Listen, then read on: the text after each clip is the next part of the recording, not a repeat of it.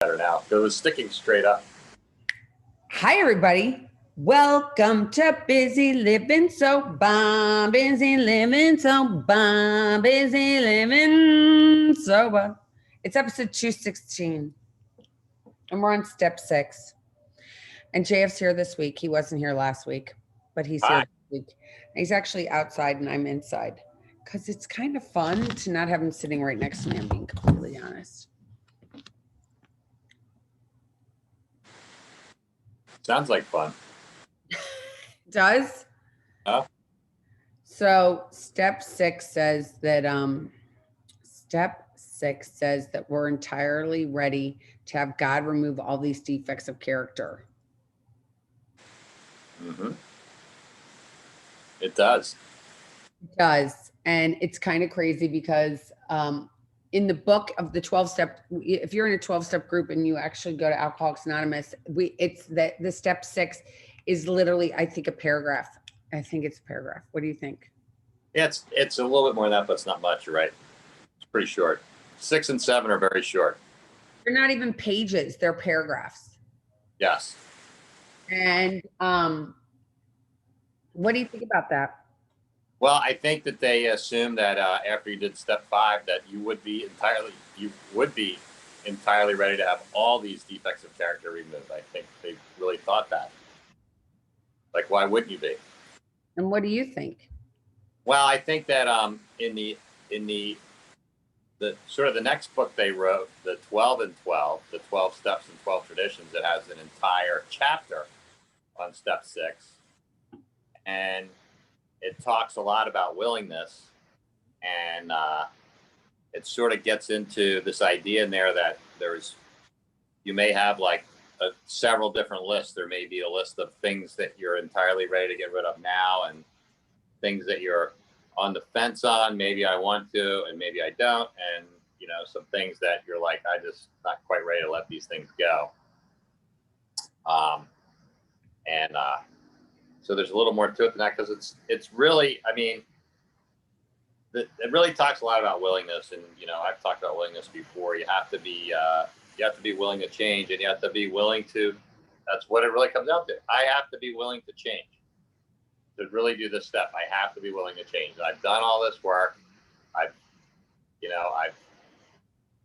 4 and 5, I've outlined, detailed all my defects of character. I've done the work to find them, and then I've told them to God and to another human being, so they're no longer just mine. I've put them out there in the world. But now I have to be willing to change. I have to be willing to say, okay, I see this about myself, and I don't want to be like that person anymore. So I need to be willing to change. And that's hard. They told me when I first came in, JF, the only thing you have to change is everything. And that seems like a lot. And I'm a human being, so I might not want to change everything, I might want to change some things, or I may want to change a lot of things, but it takes a while to get to the point where you're finally like, okay, I want to change everything. So I think that's why. What do you think? Well, I think for one, they mentioned willingness. The first time they mentioned willingness a lot is in step 3. So I had to be willing to, that was like my first time. I mean, in step 2, you have to believe that, God's going to restore you to sanity. And then in step 3, you have to be willing to trust and to let go. And that's where it first happens. And then I think step 6 is more, and I don't disagree with what you said. I just think that what I think is, if you already had the willingness to take the step 3 and to actually do a 4th and write it all down, and then do a 5th and tell it to somebody, and then having the ability to look down and see what your character defects are, which I think most of character defects, I truly believe that the number 1 character defect is fear. Fear. I mean, it's freaking scary. Fear is scary. Fear, fear, fear. Fear is the root of all of my problems, because I don't trust. I'm not willing to trust God. So I'm fearful. and I'm constantly fearful. So hence I have all these, that's my number one character defect that I want God to remove is fear. Okay. And that takes a lot, a lot. It's really hard. It is really hard because we're human. I believe we're human, and fear is debilitating, and fear comes out all the time sideways, right? Fear comes out as anger. Fear comes out as remorse, regret, shame. It's debilitating. It stops you in your tracks. It makes you isolate. It makes you not be your authentic self. It keeps you in your head. It takes you down rabbit holes. Fear, fear, fear, fear, fear. Gotcha. And I kind of agree with you. The only difference is I was taught that fear is the activator of my character defects. It's it's what's below all the character defects is the fear, and it causes the character defects is my fear. And for myself, I totally get it. Like, I think that I've kind of decided that for me, like, my biggest fear and my main fear is that I won't be happy. And so when I say that, it's like if something doesn't happen the way I want it to happen, I won't be happy. If I don't get what I want to get, I won't be happy. And on and on and on ad infinitum. So what happens is that with these character defects, I get the fear like, oh my God, like if this doesn't go the way I want it to go, I'm not going to be happy. And that's where the faith and trust I have to have in the higher power is, and that's really going back to step 3, right? Where we always end up is, God's will might not be JF's will. And I need to have faith and trust in him that his plan is the one that will make me happy. And I know that it is. But I get in those places, the character defects rear up. I want to take control. I want to try to steer the ship to where I think it needs to get to. And that's when all the character defects pop up for me. That's what I believe about myself. Isn't that interesting? And I don't know if my fear comes from wanting to be happy. I just want the fear to go away so at least I can exist in this world. Because I think that when I'm in fear, again, I said debilitating. So for me, it makes me stop in my tracks. It makes me an utter asshole. I'm just going to use that word. And sometimes a bitch, because again, it comes out sideways. So if I lost my job and I was fearful of how I was going to be able to support myself, and I had fear, it would come out sideways. Not because fear is not, well, I guess fear is that I'm not going to be happy, but the most of the fear comes from the fact that I don't know how I'm going to feed my family. I don't know how I'm going to take care of the rent. I don't know how I'm going to pay for my car. I don't know how I'm going to get gas. I don't know any of those things. And I think that's where the fear comes from a daily basis for somebody. It's like, I am so freaking scared. So I get jammed up in my character defects of being like, shit, I'm scared, which then goes and has like more than an octopus legs, like a billion legs could come from fear. And I think that it all comes down to, and I think, yes, it's like I play God, but the playing God is like, and if I say I'm playing God, that means that I'm trying to make everything happen the way I want it to happen. And they also describe that in the book as like the director. But if I want to just let go, which I had to learn in 3, and I get to 6, and I'm like, remove these character defects, well, take away my fear. Take away my fear. Please, God, take away my fear. And I think that's like, and it's very simple to say that prayer, like, God, please take away my fear. But for me, it has never happened in a split nanosecond, right? No. It's taking time. It takes time. It takes time. The fear, it still comes to me all the time. And it doesn't matter that I have how many years I have of sobriety. I still have fear all the time. Like right now, we're on this is going to air on election day 2020. And to say that it's brought up fear for everyone would be an understatement. It's anxiety ridden. It has a lot of people pinned against each other, and a lot of character defects come out. And I think that number one being fear. And I think the media manipulates human beings to be fearful, even. So I think that I think there's a lot of fear, and there could be a major fallout from this. But, what are we going to do? Mhm. Not have fear. And how do I give it away in step 6 so that it doesn't come back at how many years? And I think because we're human, it's something that happens all the time. Well, I can tell you that it's interesting. I can tell you I just like to talk about my own experience. So my own experience is I did lose a job when I was sober, and it was a really good job, and I had a lot of fear. You know, I had a lot of fear because I, my fear was I'll never get a job as good as this one, and so, and this is why I say it comes down to me being happy or not. Yeah. If I don't have a job as good as that, I won't be able to live this life, whatever, blah, blah, blah, blah, blah. And it all, I like to keep it simple for me. So I just bring it all back to happiness. But the fear was like, oh my gosh, I lost this job. This is a really good job. And I don't know that I'll be able to replace it. And how am I going to do this? And how am I going to pay my bills? And what am I going to do? And so the, the character defects for me from that fear got activated, and one of them was depression. I went into depression because of that. I went into isolation because of that. I went into sloth. I did all these things, but I was sober, and it didn't last. Those things didn't last too long. Because I had a sponsor and I had a program, and I did work it. And so what happened to me was I was able to, God finally did take these defects of character from me, and I was able to get into action. The action was like, go find a job. It's like, stop feeling sorry for yourself, dude. Get a freaking job. And so when I had to get a job, and I thought, you know what, I want to get a job. I want to get the job that I've always wanted to have, not the one that I've had, but the one I've always wanted to have.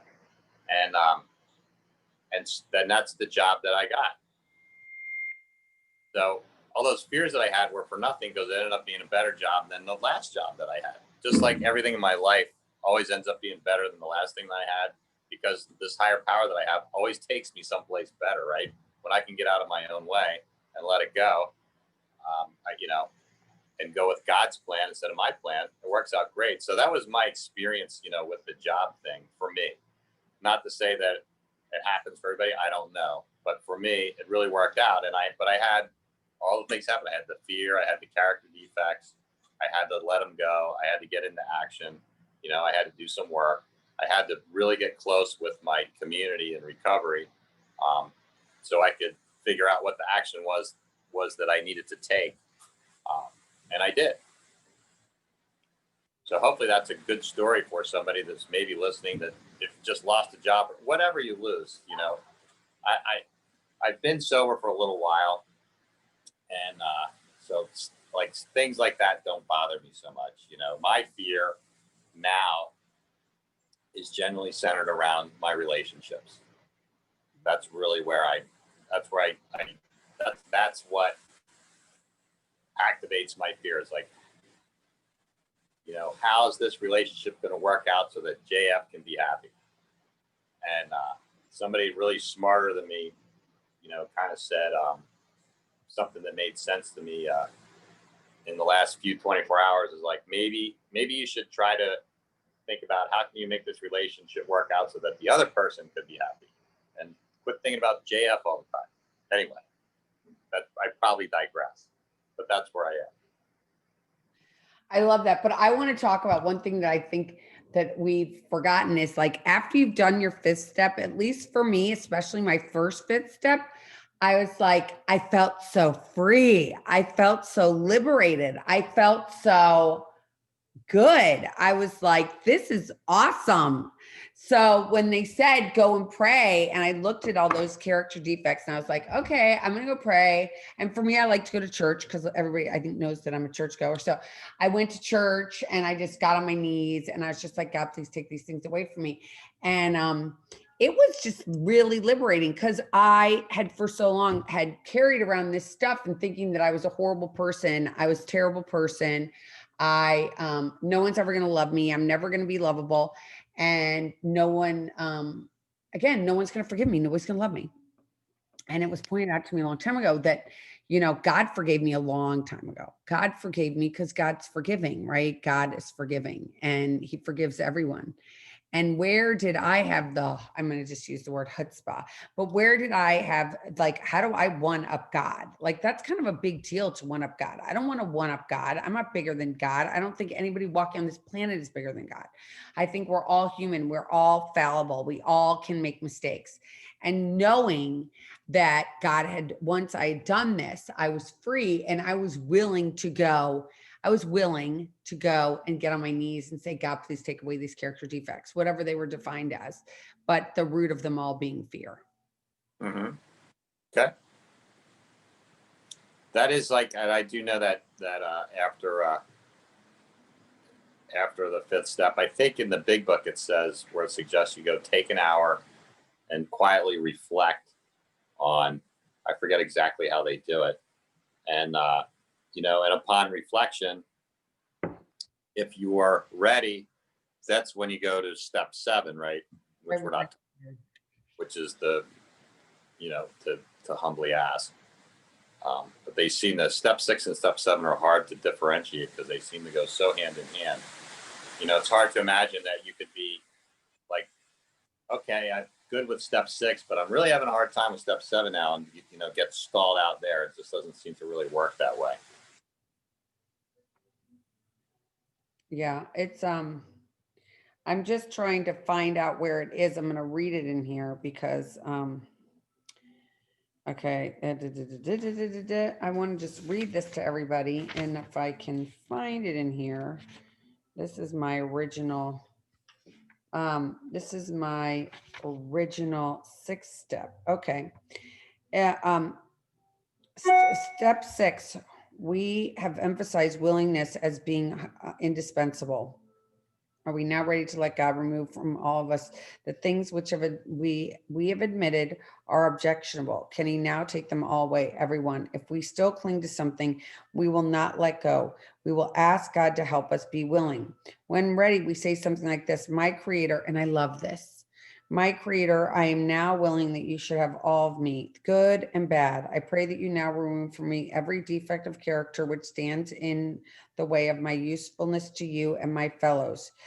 Grant me strength as I go from here to do your bidding. Amen. That is, and then we've completed step 7. So it's literally 2 paragraphs. It's step 6 and 7. We're not going to go to 7 yet, but it's like, are we ready? All you had to be ready is in step 6 is ready to ask God to be willing. That's all you needed to do is be ready to have God or your higher power. Like, you had to be ready to have them remove them. And I think that that's where, again, the key is being ready. And it's like, I feel like, because if you've gone and you've done these, at least for me, I believe this, if you've gone and you've written it out, you've told somebody about it, now you're feeling really good because you can be like, for one, for people that are out there that are into doing lists and checking things off when you're done with your list, you can check it off. All right, I did number 4, check. I did number 5, check.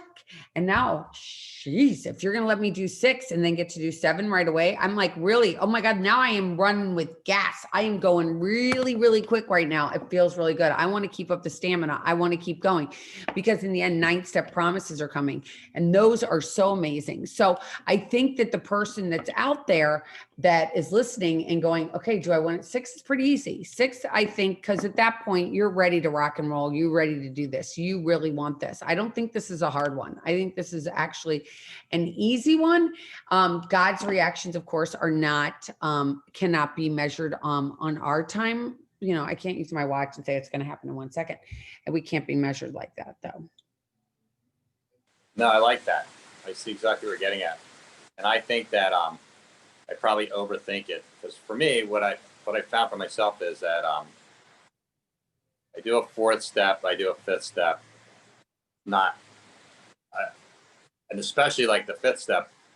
Once it's done, it's done. Once I've said it, and I can move on from that. But I find in my life, in my journey, so I've done a 4th step, I've done a 5th step, I've done all these steps, and so I don't need to keep going back to them. Not to jump ahead too far, but where I keep kind of going back to that would be in the 10th step. I find for myself that I've spent, especially in the last year, I spent a lot of time really revisiting step 6 and step 7, and really and myself trying to look deep inside into willingness, and then, which is step 6, and then humility, which is step 7, and really see what that meant to me. And it's a total opening up is what it means to me. So I guess how I feel about myself is, when I do with a sponsor, which is what I did it with, my 5th step, I'm totally open at that point to roll into step 6 and step 7, and that's the way it's always worked. But at some point in the future, there must be a closing again, because I find I have to open myself up again. So for me, I like step 7 is something that I actually incorporate into my morning prayer every morning. But we're not on 7, we're on 6. Right. So that's just where I get. But I have to be step 6 willing. I have to be willing. And that's really it. And it's, to me, once again, like I started this whole thing out, it's willing to change.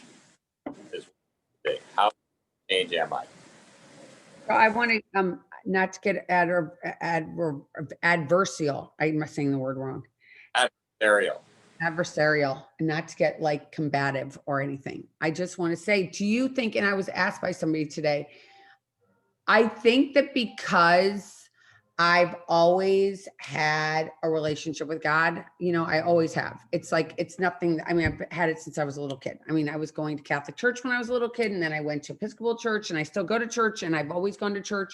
It's never really left me.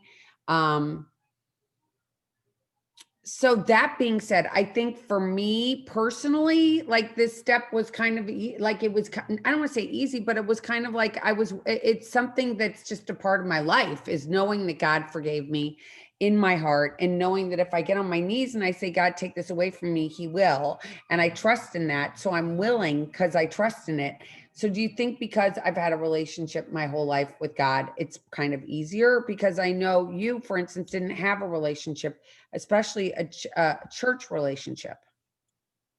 Well, I think maybe the difference is, and I talked about this with somebody else this morning, actually, is that, but I've had to teach myself that, that God is somebody that can be depended on. Because that wasn't something that I ever considered. It wasn't that I thought God was undependable. I just never thought that I could depend on God. I always thought, excuse me, that I need to depend on myself, or I need to depend on somebody else. And the thought never occurred to me to depend on God. So do you think that is because of the fact, like, do you believe that that truly comes from the fact that you were not raised going to, I'm just asking this, not to be controversial, but do you think because when you're raised with some sort of religion, good, bad, or indifferent, at least if it was something you found joyous in your life, especially for me, like I've always gone to it as a place where it was like, it was, I'd say safe to me. I think the answer to your question is yes, because how could I know what I don't know, right? I was never taught any of that. So it totally makes sense. So I'm learning it as an adult. Yeah.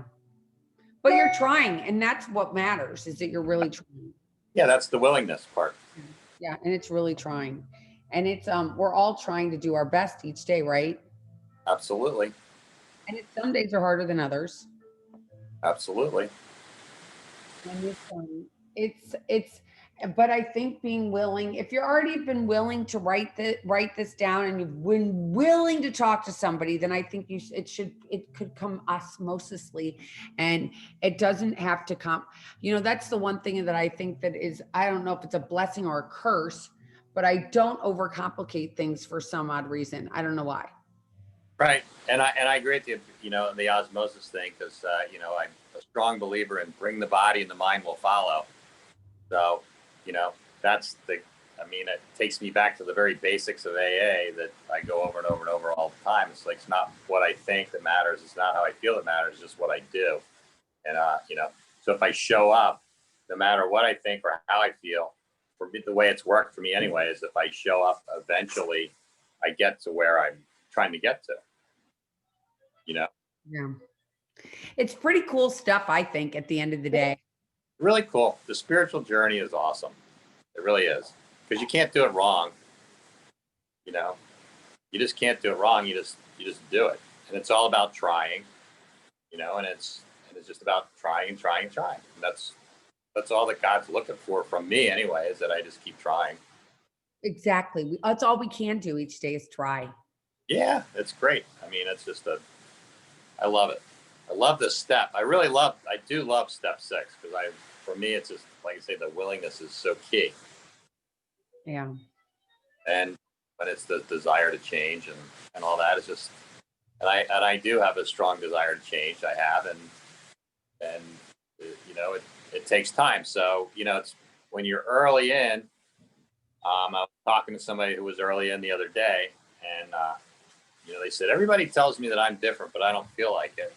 And I said, you know, when you have some time behind you, then you can look back and say, gosh, remember what I was like 5 years ago? Remember what I was like 10 years ago? Because I can remember. And look where I am now. You know, isn't that great? I really have changed a lot. And that's what it's all about in this thing, right? It's all about changing, baby. Change or die. That's what they say. Yes, exactly. To be willing and change. It's all good. Thank you so much. Well, thanks for having me. I hope it's not too dark now.